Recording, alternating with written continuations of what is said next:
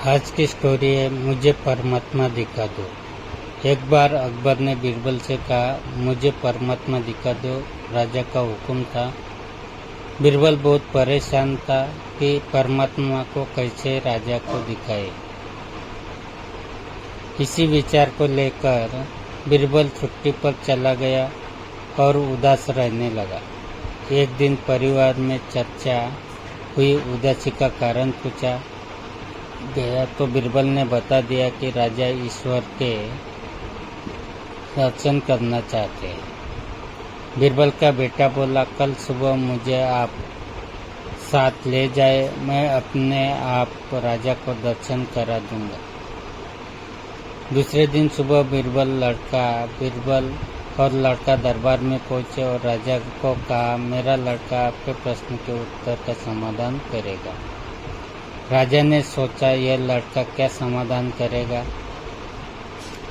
लड़का बोला, इस वक्त मैं आपका गुरु हूँ, मुझे उचित स्थान दिया जाए।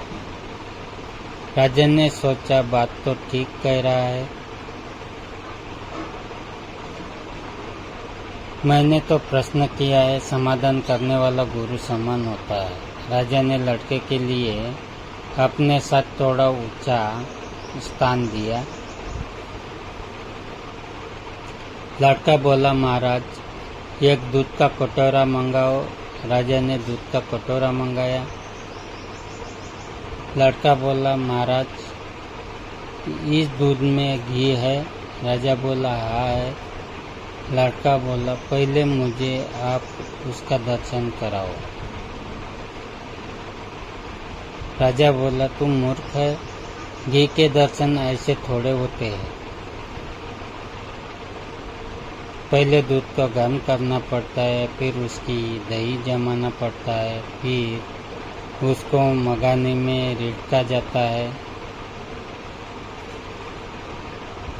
फिर मक्खन निकलता है, फिर उसे गर्म कढ़ाई में डाला जाता है, फिर उसकी मैल निकाली जाती है, तब जाकर घी के दर्शन होते हैं। ऐसे ही थोड़े दर्शन होते हैं।